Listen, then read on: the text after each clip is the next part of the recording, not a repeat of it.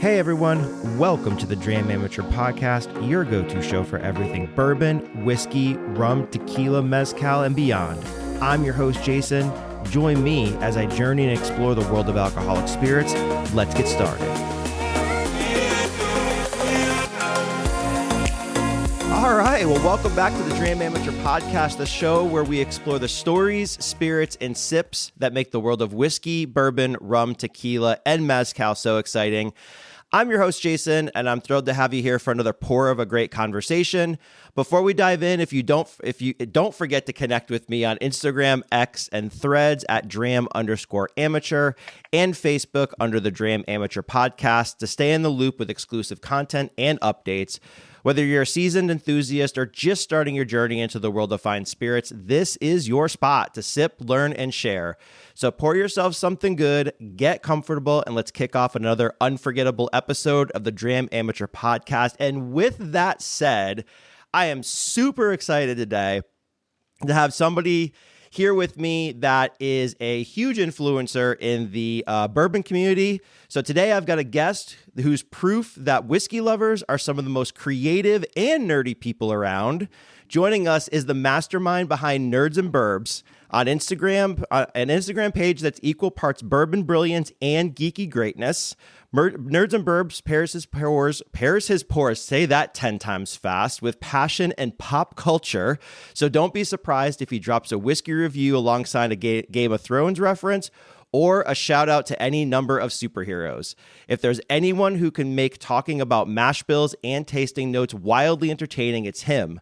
So grab your favorite pour, put on your favorite superhero costume, and join me in welcoming Nerds and Burbs to the show. Man, welcome to the show, Nerds and Burbs. How you doing, man? Nice to have you.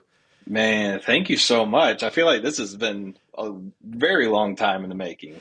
It really has. And look, I got graphics that you've said, welcome Nerds and Burbs to the podcast. Man, I love it. It has been a long time in the making, man. I mean, we've known each other and met in person a few times now, probably about a year and a half now, probably. Yeah, it seems that way. And I think what's hilarious is the first time we actually met in person, we actually didn't even know we met each other in person. I didn't even think to tell that story. So I remember that day, I don't normally go hunting out kind of in your area, I guess. Mm-hmm. So I was heading out toward like the Georgia 400 corridor, like out toward I-85 area. And I just kept on hitting stores through Johns Creek and all that stuff on the way out there. And I remember getting to, and I don't remember the name of the store, but I remember getting to that one of the stores closest to I-85, and I looked, and I think is it Branded Barrel? Is that where we branded? Yeah, okay, it was Branded Barrel. Branded Barrel was down the street a little ways. It was like 10 minutes. So I'm like, okay, that thing's 10 minutes away. It was earlier in the morning, so it was like 11 a.m. So I'm like, I'll go drive out there. I'll check it out. And see what it's all about, and then I'll just head back that way. That'll be the furthest store I go to. So yeah, I remember when I walked in, I walked in and took a run down the rum aisle, and then came back toward the bourbon aisle, and you and I were literally just passing each other the entire time walking. Absolutely, man. And then I didn't even realize it was you until the parking lot. Yeah, because I saw your story. Yeah, because I picked up the Tequila Ocho Widow Jane tequila when I was there, and as soon as I posted it, as soon as I left the store, I posted it. I mean, I think you even parked right next to me. I think you got in the car when I was in the car posting the story. It was the whole thing, and you even said to me, you're like, I normally wear my hoodie when I'm out or my hat when I'm out, and like I didn't wear it today, and I was like, damn it, man, that's crazy. Yeah, I remember you were already in the car at this point. And I got in the car and, I just opened up Instagram before I, head out. And I saw it and I was just like, oh shit, like he was just here. And I look over next to me and I'm like, you were backing out. And I'm like, well, I don't want to get out and like wave him down like look like a crazy person. But I did message you. I was like, dude, I'm right here. That's crazy. So, yeah, that was funny. Yeah, I don't think I read your message until I had gotten back over 85 and stopped at the next store. So I don't think I had read it till then. But that was fun. Yeah, that was a funny day. That was a really funny day.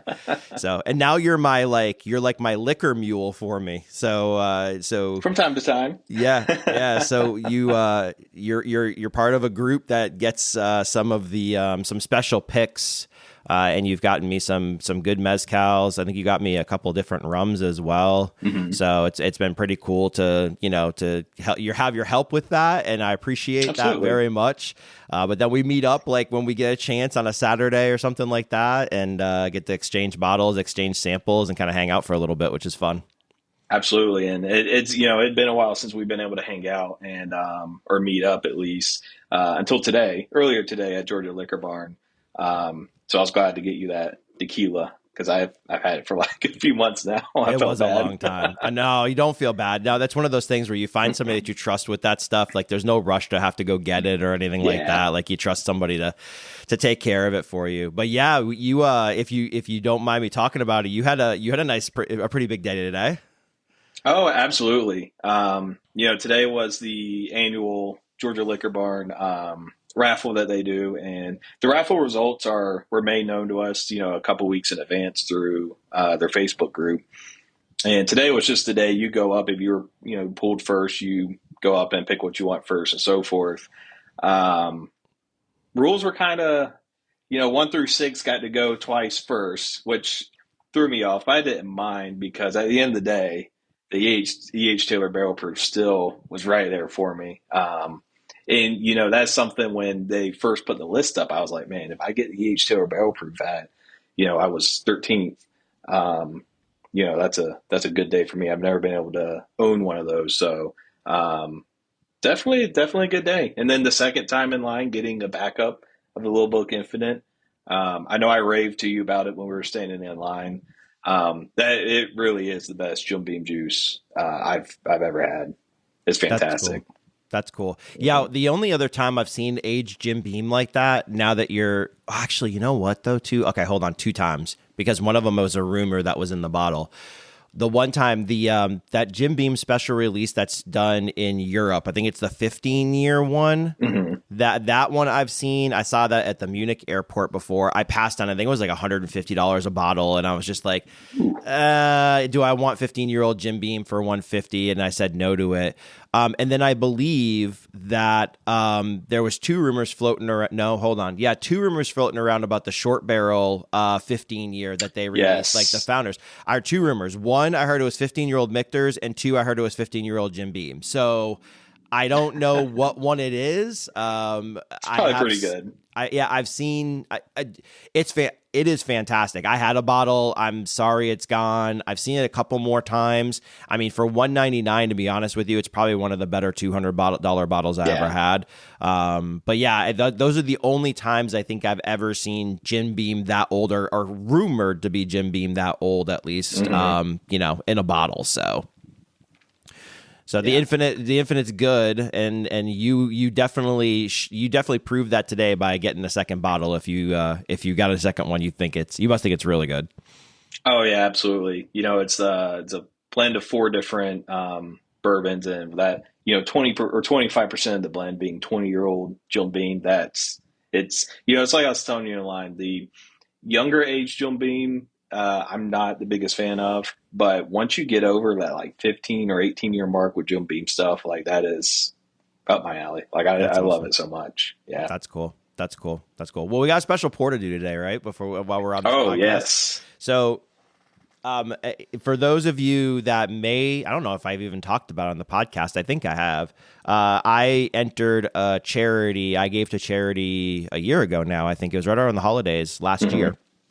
And with that donation, they then had people donate bottles, and then they pulled numbers, and then you got your number pulled, and you started just going down the list of bottles and doing it. And luckily, I think everybody took all the bangers. I don't know why anybody left this on the table, but I ended up getting a Wild Turkey, the old Austin Nichols one. I think I did the research on it. This is a late 90s bottle. So like between 96 and 99, if I'm not mistaken. There are rumors that this whole kind of batch and this whole emblems and the numbering goes to 2002. But from what I can tell from my research on mine with everything I have on it, it's a late 90s batch of Wild Turkey. So, and you can see we've done pretty good on that bottle. There's still quite a bit left, but they're still pretty good. And you've had the sample now for how long? Man, this was the last time we met up. I'm notoriously slow for going through samples, and I'm trying to change that. But I told you that I still had this one to try, and that's when you said, well, hold on to it because we'll just do it whenever we do the podcast. We'll have it together, and so Yep. I'm excited to finally get to try it. Well, pour that fucker in your glass and get it going. I mean, I will tell you. So I'll tell you this. We'll save a little bit of it. Yeah. It's fantastic. I gave you 2 ounces, didn't I? I think I did. Okay, good. Yeah. I only like giving one. I don't like I gave you a 1 ounce sample of the mystery one today because honestly, I'm out of 2 ounce sample bottles. So that's what I have to wash bottles right now is my problem. But yeah, I mean, I will tell you this. This isn't going to blow your socks off. But I will tell you, it is way different than Wild Turkey 101 right now, and it's way better than Wild Turkey 101 right now. So it just makes me, the quality of it, the viscosity of it, like everything with it is definitely pretty unique and definitely something special to try. So, all right. So I got 100 questions for you. No, just kidding. I got a ton of questions for you. But I think, the whole goal of these podcasts, just to kind of set the stage for everybody to understand is my goal is to spotlight the community and to really spend some time with these influencers in the spirit world, and the fine spirit world. And have them share their stories, right? The good, the bad, the ugly, all those things in between. I think it's really interesting that we all learn from each other and get to know a little bit about each other. So that's the whole part of the what we're going to do on the show today. So right now, let's start with your origin story. So I'm going to throw you a softball right now. So your handle, Nerds and Burbs, is an intriguing handle. I think it's really cool. And I will be honest with you. I think it's really... with all of your content, you bring that all together really, really well. So what's the story behind your name and how do your passions for nerd culture and bourbon kind of intersect together? So actually, when I first got the idea to, do something on Instagram with whiskey, I was really getting into it at that point.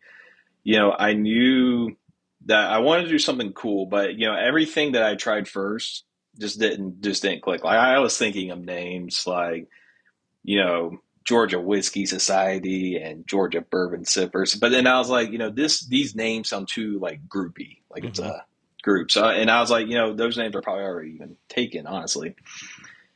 And so I remember one night I was going through some of the people I was already following at the time. And I was looking around, I was following a bunch of hashtags just to see what people were doing.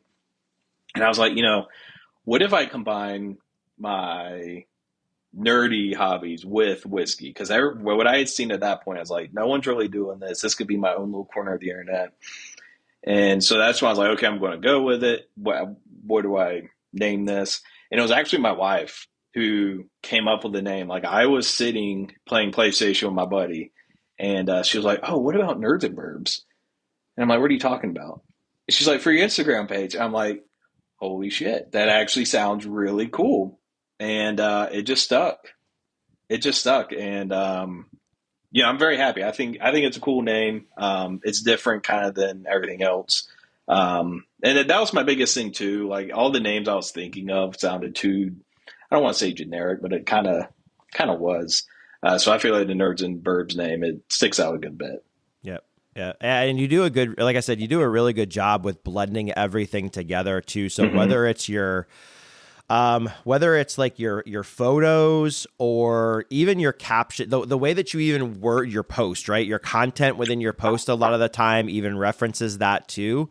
So it's really cool the way that you do it. Half the time, I will be honest, I don't know any of the characters because I am not a Marvel DC. I know Baymax. I mean, I knew that one. I know some of the Game that was a recent people. one. I know some of the easy ones like Spider-Man and stuff like that. But some of them I have to look at and go, I don't know who this is. Who is this? And go read up and see who it is. So.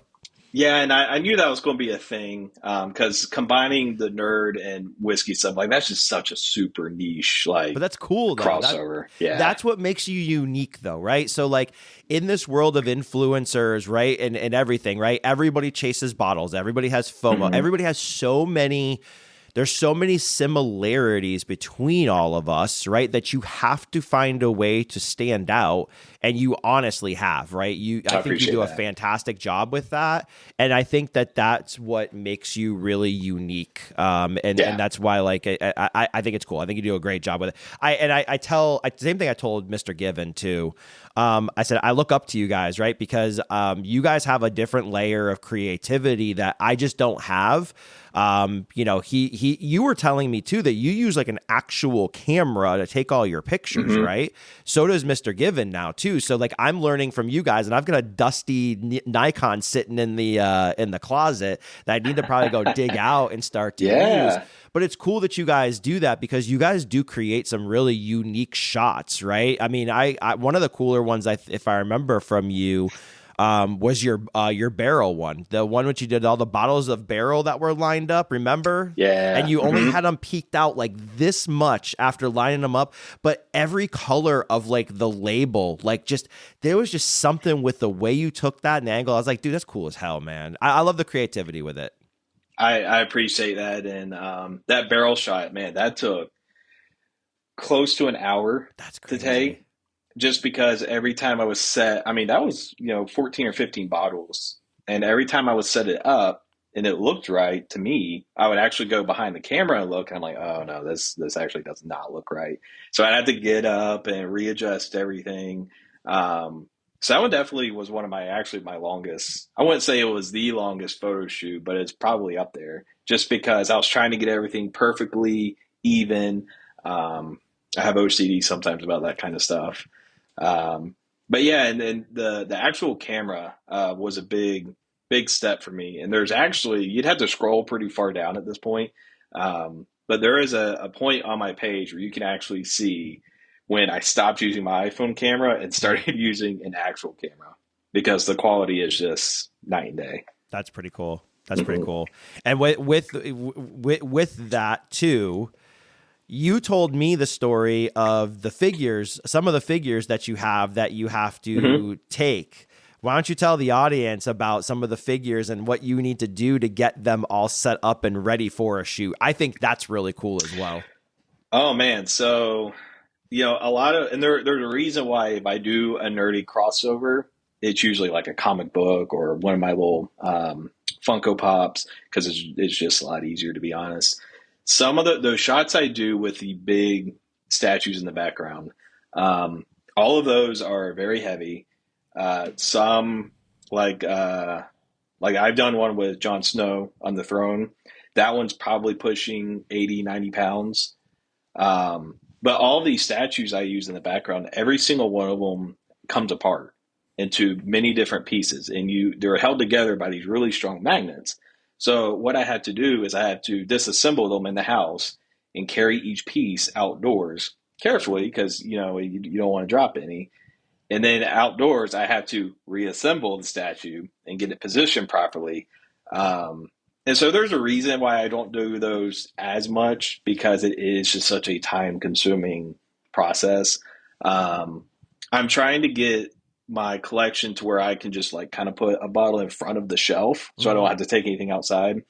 And actually, one of my posts recently is like that. It's like on one of my white shelves, you see everything in the background, the bottle's just on the edge of the shelf. That's definitely the way to go, because especially during the summer months, I mean, I'm breaking a pretty major sweat out there just trying to take a picture. And I'm like, man, do I really want to do this? But of course, I go through with it. It's all fun. It's just, it can be a hassle sometimes. Yeah. No, I remember when you first told me that, like, I was blown away. Like, I mean, when you see them in the pictures, you don't always know, they're that heavy, the quality of them or anything or they're that big, right? So you just assume like, oh, it's a statue that he puts a bottle in front of, he takes it outside and puts it down. But when you were telling me that, I was like, that's crazy. Like I was really blown away by that. And again, I think it goes into your creativity and your willingness to kind of like spend the time to really put that effort in to create content for people that you can engage with then with that. So again, I think it's pretty cool. It's really awesome. So talking about like all the comic stuff, let's talk about like kind of I'll call it pop culture stuff. A lot of my questions, I have nerd culture on it, but I don't think it's nerd culture. It's pop culture, right? If you think about this, have you been in pop culture since you were a little kid? Like how did you get into all that stuff? So I wouldn't say pop culture since I was a kid. I definitely started playing video games at a very, very young age. And then as I got older, that kind of turned more into a pop culture. But it definitely all started with video games. Okay. Yeah. I was, kindergarten, first grade, maybe even sooner. And I was playing backyard baseball on the PC. Oh, yeah, man. And that was my jam. And from backyard baseball, that turned into all these other games on the PlayStation 1 and Nintendo 64. And then from there, it just took off. Skyrocketed. Yeah. That's cool. Yeah, it's funny. When I was growing up, I had a Atari 2600.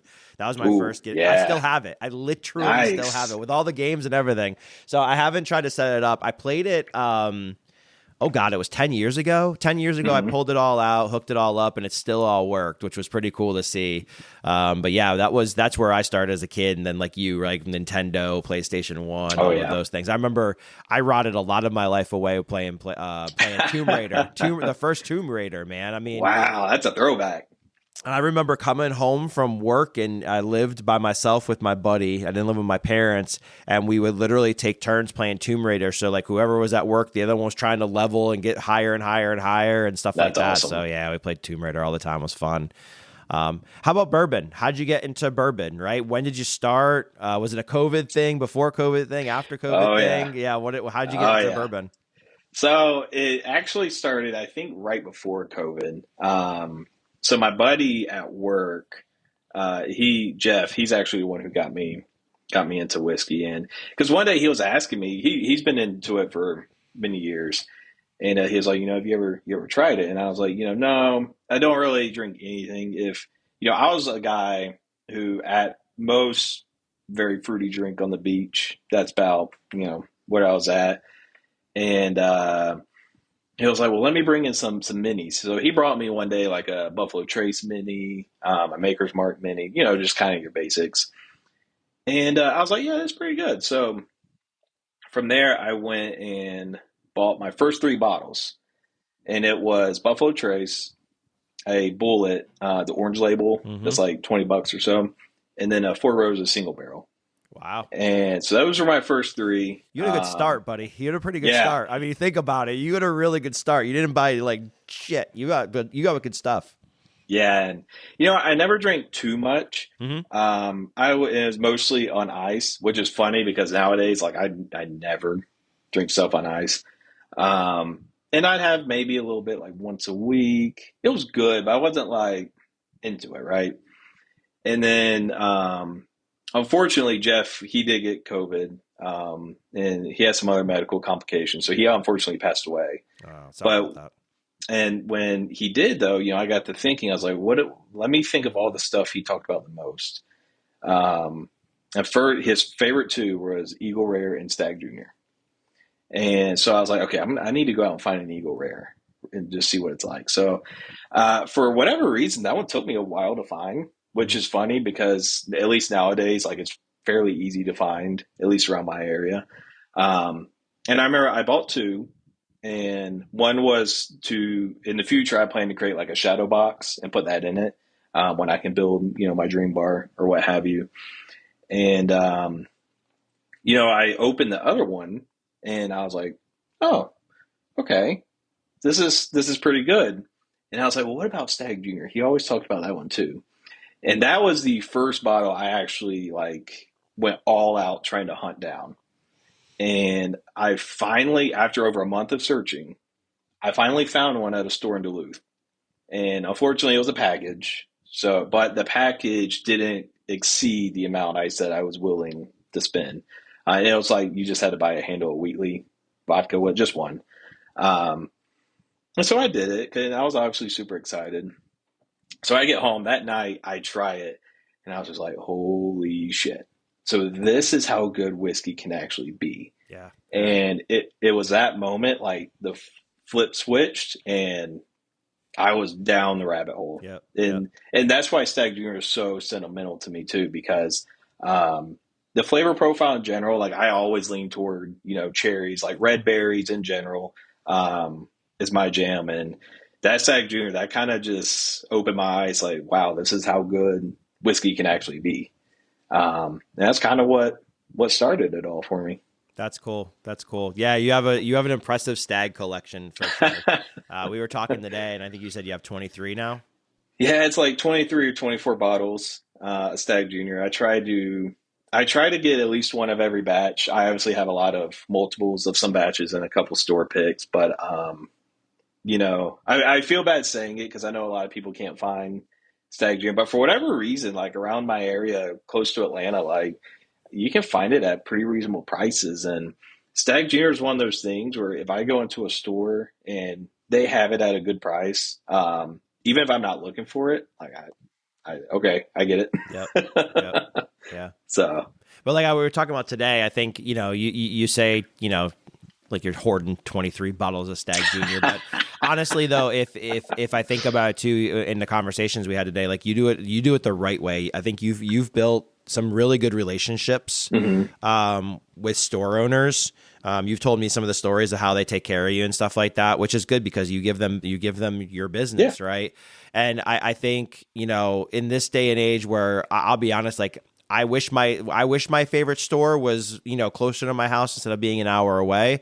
But I always try to go there, right? But that's what I do. I try to focus and go there as soon as I have time to go do that. You're a lot closer to your stores, but you create in that relationship. You do, in my opinion, you're doing it I don't want to say the right way, but for lack of a better term, you're doing it the way you're acquiring bottles, even if you have that many, through a way that you're supporting a local store owner. So you're getting a lot of them that way too. So, I think I don't have a problem with it. I mean, if you saw some of the duplicates and triplicates of bottles I have, trust me, man, it's you buy what you like and you stick with it, right? And that's where you put your money and your effort into finding things. So I think it makes sense.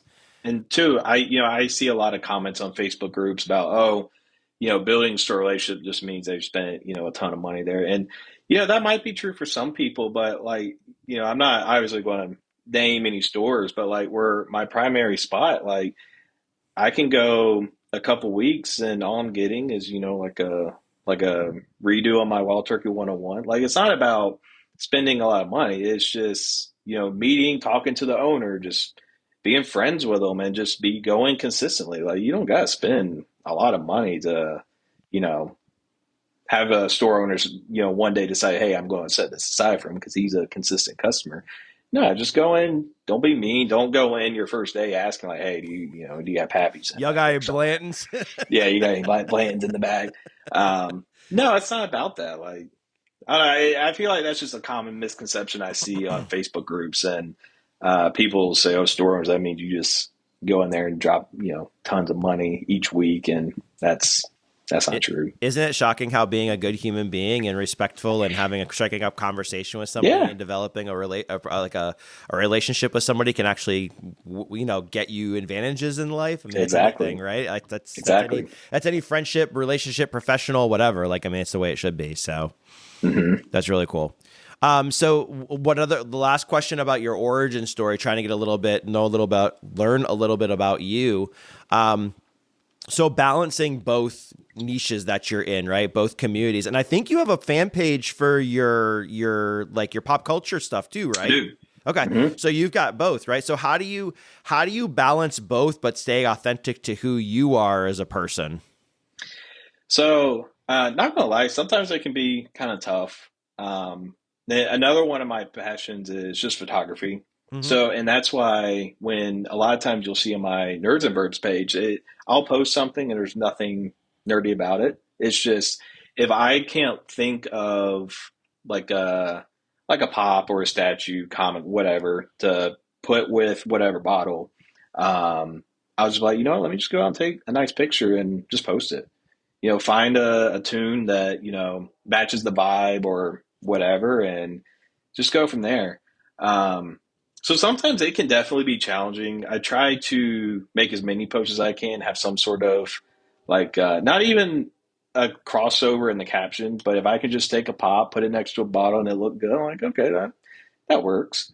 So I feel like that's what kind of just makes my page special though, is sometimes you're going to get A post with some sort of nerdy connection. Sometimes you're just going to get a nice nature shot. It kind of just how I'm feeling that day. But sometimes it can be tough. There's some people on Instagram that are really good about their niche in the pairings. Whiskey Morg, he's one of the best.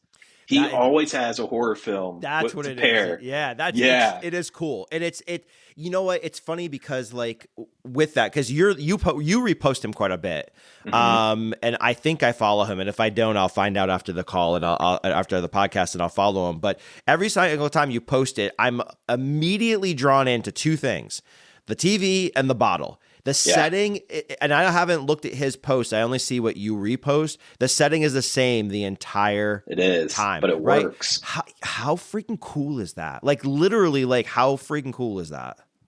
Yeah, and he's very different from me in that regard because I've made a point to, I have a few spots that I like to use for my photos if I'm going outdoors. But I never tried to make it to where 2 or 3 posts in a row are the same spot. Okay. There's always going to be variety with what I'm posting. But almost every post is, his living room, the TV, some sort of horror film, but it just works. Yep. And it looks good. And his captions are so well, typed out. He always thinks of a way to intertwine what he's pouring in the horror film that's on the TV. He's a big inspiration. I wish I could do captions like that. No, it's pretty cool. But I think that's what I like about this, right? Is we all support each other in that area, right? Absolutely. I think we all know that we all do things a little different. I know I walk around with a bottle around my house and outside going, where the hell am I going to take a picture today? What's cool? Mm-hmm. What do I want to do? Blah, blah, blah. And it's not, for me, it's really hard. Like I do not have, this is my creative mindset, right? Interviewing somebody, talking with somebody. I never have had the eye for photography, lining things up with the lighting and things like that. I think I've grown and done better in time. It has gotten a lot better. Yeah, but I've really enjoyed hard. your posts lately. Thank you. It can be a challenge though. Yeah, it is. Because sometimes you think too much about it. Sometimes you might get, at least for me, I'll get discouraged if, I keep moving things around and nothing's still looking good. Because I don't want to half-ass anything. But, I think sometimes you get in your head a little bit like, man, you want something to work, shot to work, and then I'll spend like 20 minutes trying to make it work and it doesn't. I think the best thing is just don't get discouraged. Yep. Just keep trying. Keep chugging along. You're posted definitely, especially the tequila shots. Because something about those clear bottles and like you'll do it like next to like a little plant or something. I love those. Those always look good. Thanks. Yeah. Yeah, I'm a plant guy. That's the one thing I have like. I used to kill everything growing up, right? And never had a green thumb, and then started with an outdoor garden and learning that. And then I said I'm gonna try indoor plants, and now I'm like nerd out about plants. I go to Lowe's and try to find the ones half dead, and then replant them and bring them back to life. Yeah, seriously. So it's a lot of fun for me. It's like it's another way to just have like an outlet to do things. So I love it. So thanks, man. How's the wild turkey? You've taken a couple sips. Oh man, right? Like, nose wise, right? Is it not completely different, but it's much more like in your face as far as the nose. Yeah. Do you agree? I do. And this is my first time trying anything dusty, right? The only wild turkey 101 I've had is what you find on the shelf nowadays. Yep. It's so definitely heavy on the nose, man. Yeah. There's no way something like of this quality would be $25 nowadays. No. Yeah, I mean, even my glass, like the oils on my glass just from doing that, just from swirling Yeah, it, man. That is nuts, dude. This is a $25 bottle back in the day. I'm like, why did I not buy this forever? Why did my grandpapa not buy this forever? I'm like, damn it, man. God, it does just smell. Yeah, delicious. It's amazing. It really is. I think that was the first thing I noticed when we opened the bottle and we tried it was just the nose is like, it's so full and vibrant. It's completely different. You get your dusty funk, but then there's like all like it's like vanilla and the caramel, but it's like all in your face. Like it's all right there, No, I absolutely love this. So it's pretty cool. It's pretty cool. All right, so let me ask a couple. We got another segment here, so let's move into that one. So if you could drink bourbon with any character from nerd culture, who would it be, and what bourbon would you share, and why? So I think if I could drink bourbon with any character, it would have to be Deadpool. Okay, yeah, I love Deadpool. The one person I probably do know really well is Deadpool. I agree with you. Yeah, and specifically talking about the MCU version, Ryan Reynolds does such a great job with the character. He just seems like such a cool guy. Like even if he's not in character, it would be such a cool guy to hang out with, have a drink with. But something about Deadpool, and the drink I would have with him is Stag Jr. And let me explain why. Because I know Deadpool's the type where if I was like, hey man, I bet you can't slam back, a whole bottle of Stag Jr. just right now. Deadpool, his character, he is not completely immune to toxins or anything, but he's very resistant. So it would take a lot for him to actually even catch a buzz. And being able to sit back and watch someone just throw back an entire bottle of Stag Jr., just no problem. I would love to see that. Like that would be too perfect. First words out of your mouth be like, "You're my hero." Yeah. That would just be really cool. But like I said, Deadpool, he's always been one of my favorite characters, and the movies I think are just awesome. Have you seen the third one that came out last year? I have not. No, so I think I've only seen. I don't know. I don't even recall if I've seen the second one. I have seen the first one. I may have seen the second one. The first one's pretty iconic. It's hysterical, dude. It's so good. It's so good. And I think I don't know if I've seen the second one. I think that's my concern is because my concern. That's why I don't know if I've watched the second and third because the first one was so good. I don't want the second and third ones to be letdowns because the first one was so good. Yeah, and I can, you can debate whether the second was better than the first. I still enjoyed it, but I think the third is the best of the three, with Wolverine being in the mix now. Yeah. I got some movie watching to do then. Well, I got a flight to Europe here in a couple of weeks, and now I got to download that and watch it. Well, absolutely. You may want to. I don't know. There's some parts in the movie that are pretty graphic. There might be some people around you if they see your screen are going to be like, "Hey, man, what are you watching?" But I had a great time with the third one. That's cool. Let's see. Imagine creating a bourbon-inspired comic book or video game. What would the plot be, and who would be the protagonist? And who would be the protagonist? So I feel like something like this, we'd have to go old school. Okay. So maybe like in the theme of like a Mario 64. Nice. Old platformer, set in the Kentucky hills. Think of a game where you play, we'll say Basil Hayden, old granddad himself, and you got to go through different sections of Kentucky, and each section houses an item you have to find. So over here you got barrels you got to find. Over here you got a still you got to find. Over here you got a rick house. The point of the game is to build your distillery. That's cool. It's just a platformer. I have no idea what the enemies you'd see along the way are, but the Fed. Yeah. Other moonshiners trying to steal your shit. Exactly. Maybe you got like a baseball bat you can go in and try and bop them with. No, I think something like that. Pretty simple gameplay wise. Old school platformer. I think that'd be the way to go. That's pretty cool. What's your favorite Mario game? Favorite Mario game? Super Mario Galaxy. I don't think I've ever played that. That came out for the Nintendo Wii. Oh, I don't think. Yeah, so we're talking. Before. Yeah, it's a while ago. I think I was in middle school when the Wii came out. So we still have a Wii, but matter of fact, no, we have a Wii U. Yeah, we got rid of the Wii. We have a Wii U, and I'm trying to figure out what the hell to do with it. I'm like, what am I gonna do with this thing? Play Super Mario Galaxy. Can you play it still? Yeah, you should be. I'm pretty sure the Wii U can play Wii games. Okay, I'm pretty sure. Yeah. I don't even know if it worked anymore because I had heard some rumors. Like we had bought Man, what was the thing that they had? Disney Infinity for the kids when they were growing up. We had the Disney Infinity that was real characters. Big. That was cool, man. I mean, you put a new character on and jump in as Baymax or whatever you wanted to play with. I mean, it's pretty neat. I even got into that a little bit too. That was pretty fun.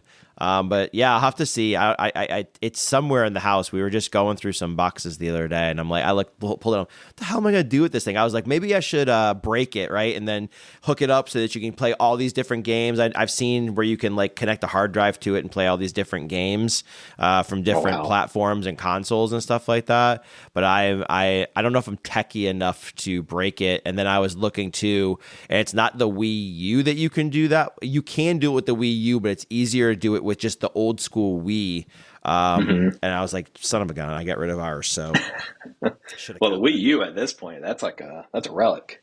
I know, seriously, man. Things just sitting there. I'm like collecting Put that in a museum. Found it in an antique store, and then exactly, to use it. Yeah, I'll have to see. Like I keep trying to find a different way to do it. Were you ever like a Mario Kart guy, or man? Who I will Mario Kart. I will throw down some Mario Kart. Did you beat Mario Galaxy? Oh, absolutely. Okay. Yeah. And there was actually 2 Mario Galaxy games. Was there really? Mm-hmm. I have to look. And both of them were some of the best Mario you'll ever play. That's crazy. I've never even heard of it. I think it's because pretty much every level had its own theme to it because it was like a different planet. Okay. And there were some levels where like the planet was kind of small. So you would literally be like walking around this planet and you'd be upside down trying to find stuff. Just the levels on there were just really cool, really well done. And I've been wishing they would make a third one. That'd be cool. But yeah, Mario Kart 2, that's another one. It's not one I would play by myself too much. It's more of like, your buds are over and you're playing. There's people that can play Mario Kart by themselves, and I'm not really that into it. But my buds are over. Yeah, we're Mario Kart or Mario Tennis. Oh yeah. Any of the Mario Tennis games would be fun as hell, man. Yes, rage-inducing, stressful. You hate your friend when you're done playing, but it's still a good time. No, definitely fun. Agreed. Yeah, I just looked up Mario Galaxy when we were talking. I don't remember ever seeing it ever in my life. Oh, dude, it's so fun. Okay, I'll have to look it up. I'll have to see if I can find it and find some way to play it. I'll get creative with it. All right, let's see what other questions we got here for you. Sorry, my screen's full of questions, and I'm like, I gotta pick one out. I don't do a very good job with preparing for the next question. Let's see. That's a different one. All right, let's jump into bourbon deep dive. So let's talk more about bourbon, right? So bourbon has a number of different layers, right? What's one rabbit hole that you've gone down that surprised you the most? I'd say probably rye whiskey. When I first got into bourbon, I have researched rye and didn't know much about it. I know it was a very love-hate thing from what I was reading. And, when I was reading some reviews just on random rye to see if it sounded like something I would enjoy, a lot of people were saying, super spicy, herbal, earthy. And, off the bat, it didn't sound too good to me. But as someone who had never tried it before, I was like, I'm going to go get a rye and just see what it's like. Now, I swung for the fences on my first rye bottle because instead of getting something on the cheaper end, I was like, oh, this Willet 4-year rye looks cool. Not a bad place to start, man. Good gosh. And honestly, I didn't know this at the time, but just going back and just being, in whiskey for a few years now, super polarizing bottle. Like that's one where people, you either just really love it or you just really hate it. Like there's no middle ground on the Willet Rye, the 4-year. Yep. But there's a lot of differences between bottles. Have you had, so like the bottle I have is very green tea, like forward, where like I've had other people's bottles and they're nowhere close to mine. So there's a lot of differences between all the bottles that might be a lot of the reasons why it is so polarizing to different people. Yeah. Yeah, I've read people's reviews where they say they get a lot of like fruits and apples, and I was going back to mine, and I was like, dude, this is like dill, and it's like I'm sitting in a hayfield, which I love. I know a lot of people don't like that. I love that. Um, all the ones I've had so far though have been kind of dill, hayfield, kind of earthy. And even the one you got me from that store in Chattanooga, the store pick. Oh yeah, yeah, It yeah, was what, 8 year, I yeah. believe. It was. Dude, you were really. I was like, man, I should not get this, but when's the opportunity that it's not marked up to I've get seen one? it. There's still some on the shelves up there. The same exact bottle, same exact barrel, the whole 9 yards. It's $450, $400. It's ridiculous, man. That bottle, what it was priced at. That's why I pinged you. Yeah. I'm like, somebody needs to buy this. Not going to be me, but somebody needs to buy it. And I'm glad you said yes to it. Yeah, and now we mentioned I should have included that in the sample pack I gave you today. I'll see you again soon. Yeah, that absolutely. It's that one when I first tried it is very much in line with the 4 year that I've had. Very dilly. It was kind of like the same thing almost. Just you could tell it was way more refined, and the flavor's a little more punchier. So I personally have not had one of those that is very different from what I first experienced, but I know they're out there because I've read numerous reviews over that 4 year rye from Willet, and it's very like some of the notes people are saying. I'm like, holy shit, that's way different than what I got. Yeah. I'll have to give you a sample of my bottle next time. So what makes it fun though. It does. One question with ryes, because you mentioned the dill note. So I know that's a frequent note that people get when drinking ryes. Mm-hmm. I will be honest with you. I don't get it. I will be honest with you. I have had one rye, and I cannot tell you which one it is. I want to say it may have been the Riverset rye. It may have been something else. I remember it was at a local restaurant here when we used to go, when it used to be open on Monday nights. They closed down, unfortunately. But I remember drinking it, and I was like, this is the dill that everybody talks about that you get in your rye whiskey. Other than that, dude, every rye I've had in my entire life, and I really enjoy rye, I do not ever get the dill. So is it for you, right? And all our palates are different, so this is why I'm asking the question. Like, do you get it frequently, or is it just on Willet? Mm-hmm. So there's been a couple bottles. The only one I can remember is the Willet. Okay. But I do remember there were some earlier reviews I did where I'd mentioned a dill note. And something else I researched because, I was like you. People said dill. And I'm like, well, what do they mean by that? Everywhere I've looked, whether it's like a bourbon website or the bourbon subreddit, everyone seems to kind of have their own definition on what a dill note is. Okay. I kind of think of it as like a dry pickle note. Yep. So that's kind of what I attribute it to. But yeah, that's not one I get very often on ryes. At least I don't notice that I do. Okay. That's what I was wondering, because a lot of people say that. A lot of people say that in mint. And even the mint note, I do get it occasionally. And sometimes it's more prevalent than others. And sometimes I can even pick it out like, holy, that's spearmint, right? Mm-hmm. Like I can literally nail it. But other than that, like I still struggle with it because a lot of people are like, oh, it's really minty. And I'm like, dude, I don't get mint I'm like, where are you getting this from?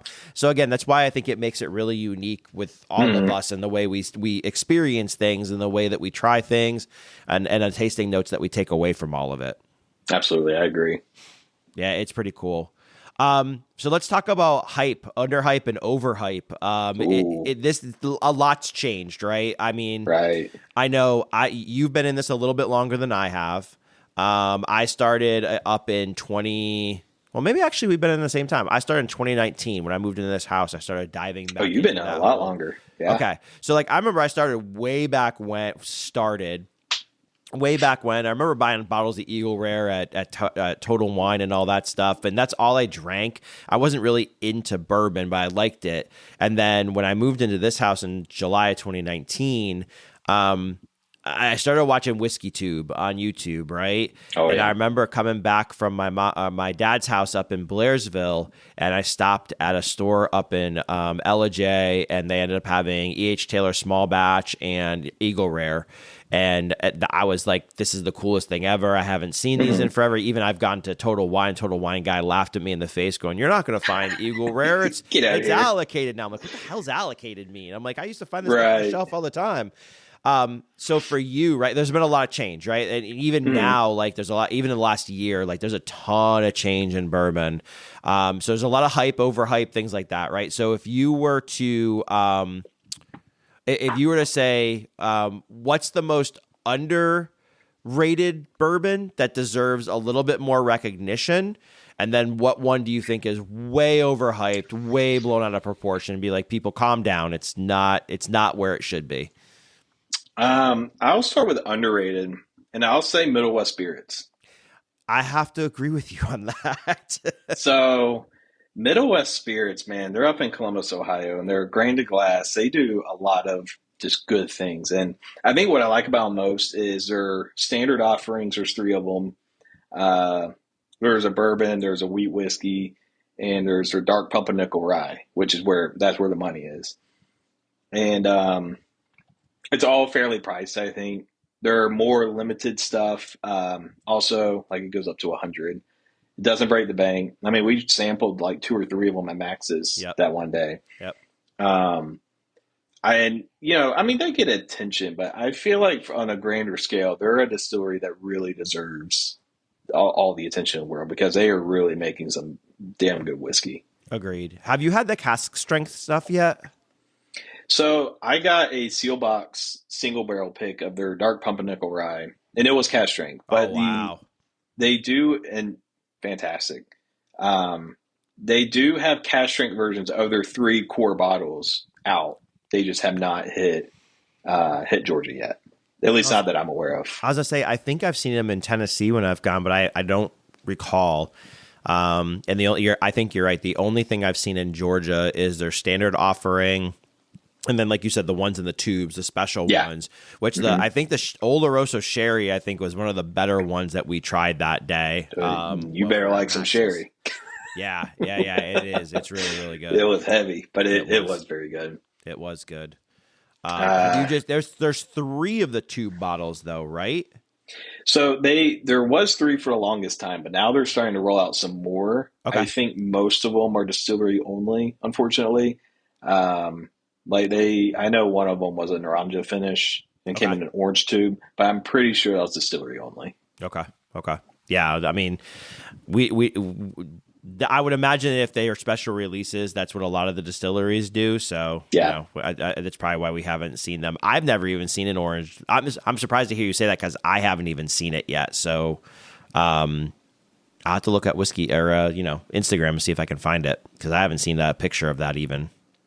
Yeah, and I think it's really cool. Like, obviously, it sucks for us. We're so far away from Columbus, Ohio. It's really cool, though, when distilleries do that.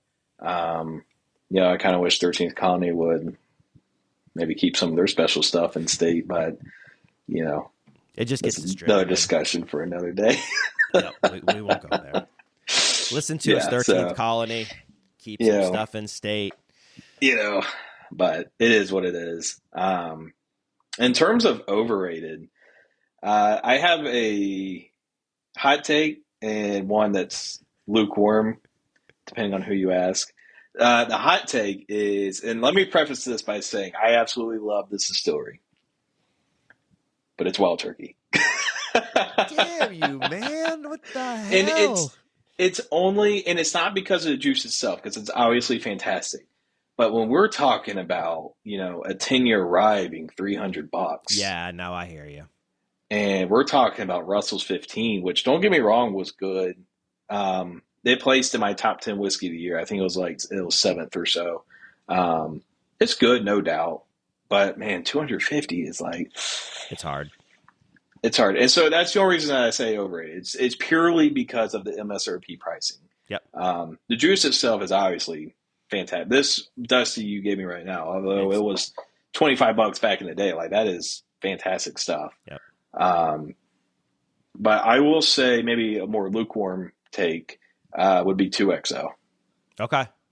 So, and I understand they get a lot of praise on Instagram and YouTube, and I get it because a lot of these guys are actually friends with the guy Dixon Deadman. I get it, and I'm not saying the whiskey itself is bad. It's not. But I've had the Phoenix blend and the Innkeeper blend, which were the first two releases of his Icon series, and which I think is up to like 5 or 6 releases now. And while it was good, the Phoenix, they're all $100. Yeah. And so they're blends.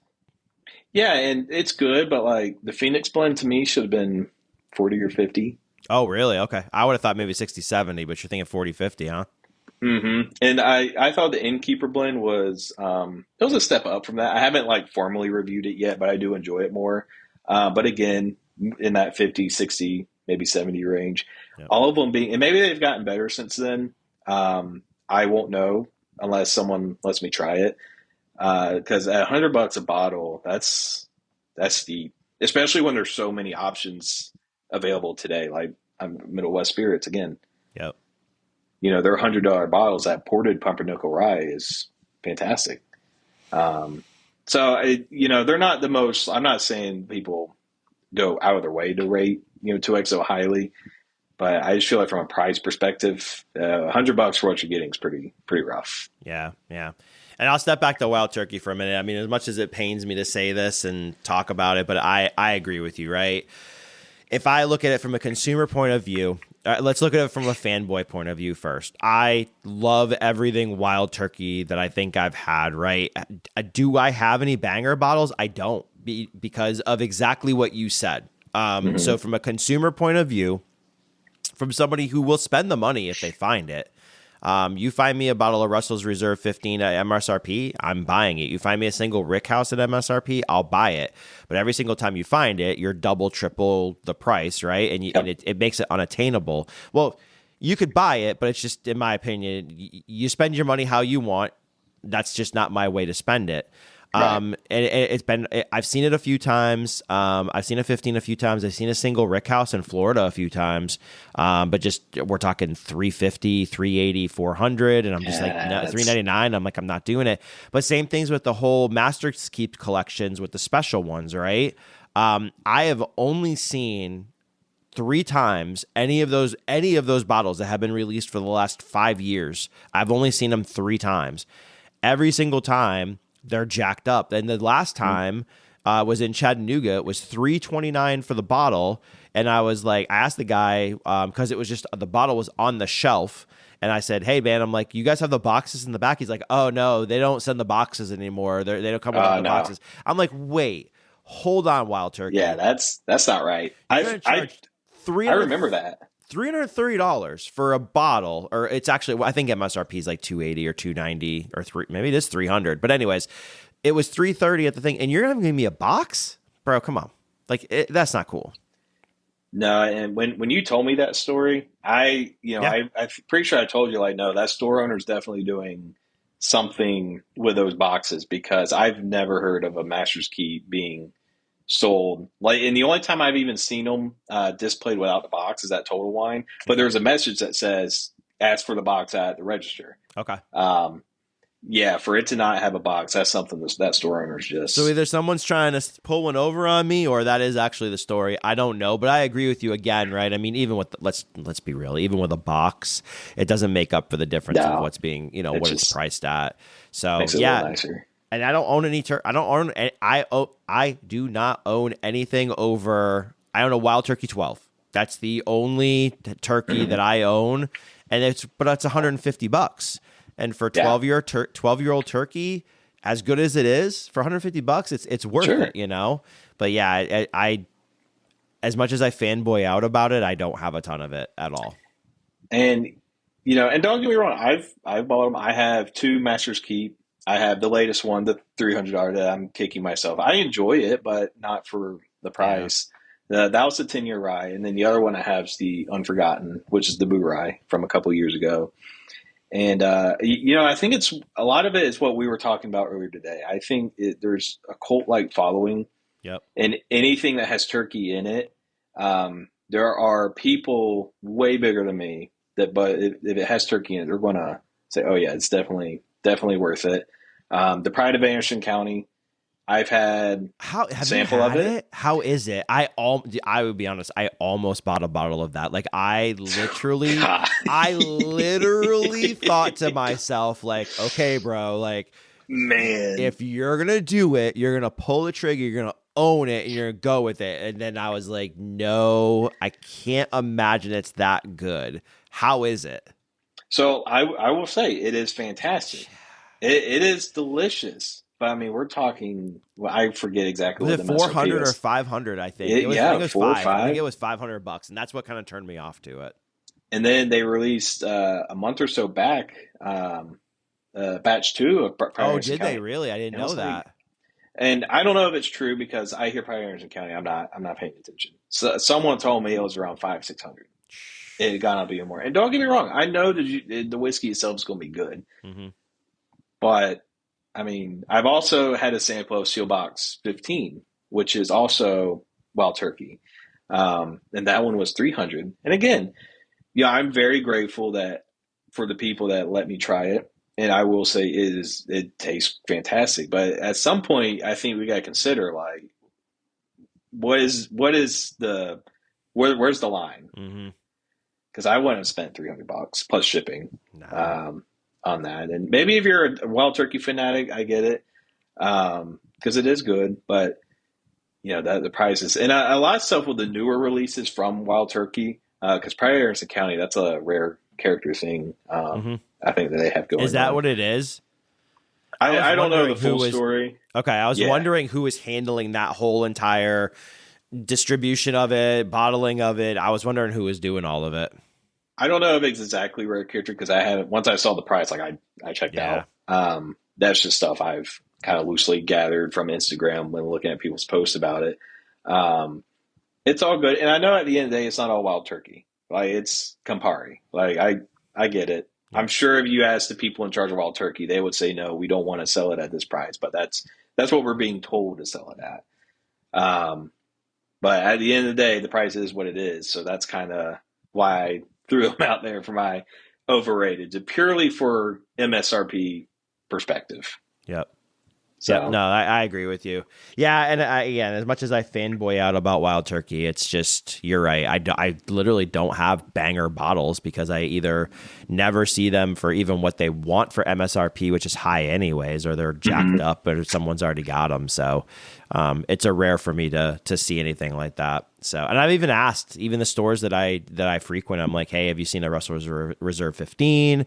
And the answer is no. The other thing with the Russells too is they're coming down in age. So I wonder why. Like now they're 8 years when they used to be 9 and 10 years before. So now I'm wondering, like, is their stock getting younger? Are they running out of stock? Like I'm wondering what's going on with the Russell's Reserve store picks. The store picks. Yeah, the store picks. Yeah, because they're coming down in age, right? And I'm not saying the quality is different or worse or anything like that, but they're definitely coming down in age. No, and they're definitely all good. Oh, yeah. I will buy. I see more Old Forester single barrel proofs than I do Russell's Reserves now. But if I ever see a Russell's Reserve, like I'm buying it because I don't see it as much as the Old Foresters. Yeah, I agree completely. It's one of those things. I feel like Russell's Reserves, if people catch wind that a store has one, it's gone pretty quick. Old Forester, I feel like the market kind of got saturated a little bit with them, so they tend to stick around longer than they used to. Same for Four Roses. I mean, we went to Local Vine that one day. A couple of years ago, Four Roses single barrel drop. I mean, it was gone within the weekend. And that when we went to Local Vine that day, they had that pick for a few weeks at that point. That's crazy. And I think I pointed out, like, man, this is crazy. Like, you used to never see a Four Roses store pick sit around for this long. Yep. The ages are coming down on those too. They're not like they used to be. The releases on them, I think I've seen 8 and 9 year releases now instead of more 10, 11, 12 releases. You're lucky to see one that goes over 10 years, I feel like. Yep. Agreed. I definitely agree. Speaking of store picks, if you ever get back to that store with that Jack Daniels pick from Coy, make sure you just grab me a bottle. Don't even ask. Oh, just be like, I grabbed you a bottle. Send me money. I will send you money. I heard it's really good. I haven't tried it yet myself, but the Okay. store it is at is only like 10 minutes away. So if you want it, they Yeah. also have a bourbon. They Okay. have, the rye is from Coy Hill. I'm not sure where the bourbon's from, but I can find out. Just grab me the Coy Hill one. I just want to say I have something from Coy Hill at this point because I don't have anything from Coy Hill. As much as I'm a Jack Daniels fan, I mean, that's the other thing too, right? When we talk about this, I'm going to go down a little bit of a rabbit hole here, but when you talk about Wild Turkey, right, and their price points, if you look at what Jack Daniel's doing with a 10, 12, and 14, the MSRPs on those are fair, right? You're talking about, I think it's what, 85 or 90 for the 10 or 95 for the 12. And I think I've heard the rumor the 14 is going to be like 100 to 110, maybe even the high 90s. I might be a little higher on the other ones. But again, what's happening is then the market is obviously drawing a higher price from the people that are selling it. So if I go anywhere, I've seen 12s and 10s on the shelves. 12s you're at $2.99. I don't think I've seen a 12 for less than $2.49, and you're talking 10s $150 to $200. And I'm like, I'm not spending that much for it. I might spend $150 on a 12, to be honest with you, but I think that's like my cap for a 12. I think I'd only spend about $150 if I found one. So it's really interesting because I feel like the Jack Daniels or Brown-Forman is actually pricing it correctly, but then the market's just demanding a different price on it. And then every single time we try to buy one, even though you see it a lot more, it's unattainable again, or you're just not willing to spend the money on it. Right. No, I agree. And I do like the pricing of the Jack Daniels.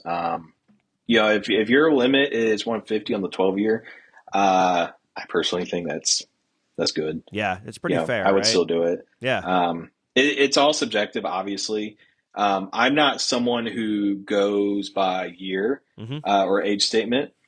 If something tastes like it's worth X amount of money, I don't care if it's 6 years. Like what I think it's worth, I'll do it. So at 150 for the 12-year, I think that'd be my max. Max too. It's pretty fair.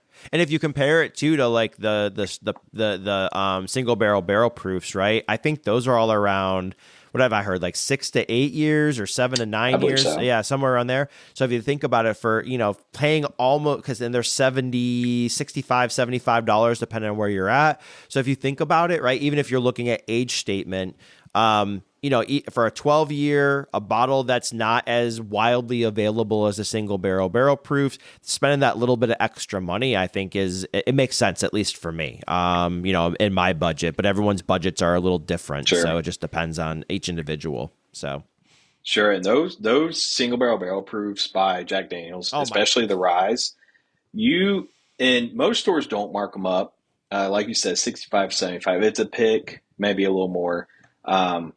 But those, no shit, like you put that against a Michter's Barrel Proof or an Old Forester Barrel Proof rye, it's going to compete, and it might beat both of them. And both the Michter's and Old Forester are way more expensive and harder to find. Yep. So that's why it's the best buy right now. It really is for the price point. Absolutely. Mm-hmm. Absolutely. And we have tried numerous different bottles of the ryes, for example, and some of them can be wildly different as well. Yeah. They're single barrels, so of course that's going to happen. But I think that's the beauty of it is you can have a few of them and be like, oh, wow, this one's completely different than this one, and this one's completely different than that one. I mean, I know I have several of those bottles that are like that, so it's really cool to not break the bank, try something different, and maybe you get a different flavor profile from that bottle you buy than another one. So it's pretty fun. I'm just waiting on Jack Daniels. Obviously, I don't know what 2025 limited release is going to be. But now that we know that they have rye sitting in the Coy Hill warehouses, I want so bad a limited rye Coy Hill. Like, save those best top tier barrels, put it together into something that, your limited release for this year. I would be all over that. And those single barrel proof ryes that come from Coy Hill are truly just next level. The one Local Vine had, the story goes, it's a, I don't know the details of what happened. Something with them doing a pick at Jack Daniels fell through due to scheduling or whatever. and they still got a pick, but it was actually a master distiller's pick. So, and they were just allowed to put their name on the tag, but it come from Coy Hill. And it, I believe I've talked to you about that one before, and it's ridiculous for like $65-$75. You really can't beat that. Jack Daniels can't do any wrong right now. No, they cannot. Let's hope they continue down that same path. All right, that's a wrap for this episode of the Dram Amateur Podcast. A huge shout out to Nerds and Burbs. We ended up talking for over 2 hours, so this is going to be a 2-part episode. He was gracious enough to come on and answer all the questions I had for him. It was a great episode, and I really appreciate that. So huge thank you to you, Nerds and Burbs, for joining the podcast, and to all of you for tuning in, sipping along, and being part of this amazing community. If you enjoyed the show, please take a moment to like, share, and leave a review. It helps us grow and reach more spirit lovers like you. You can also follow me on Instagram at @dram_amateur for updates, behind the scenes content, and more. Your support means the world to me, and I can't wait to keep sharing this journey with you. Until next time, remember, life's too short for bad pours, so make every dram count. Cheers. Thank you for tuning into the Dram Amateur Podcast. I hope you enjoyed our deep dive into the world of spirits. Don't forget to subscribe and leave a review. I certainly appreciate all the feedback and support. Stay tuned for more exciting episodes as we continue our exploration of bourbon, whiskey, rum, tequila, mezcal, and beyond. Cheers, and until next time, keep savoring every sip.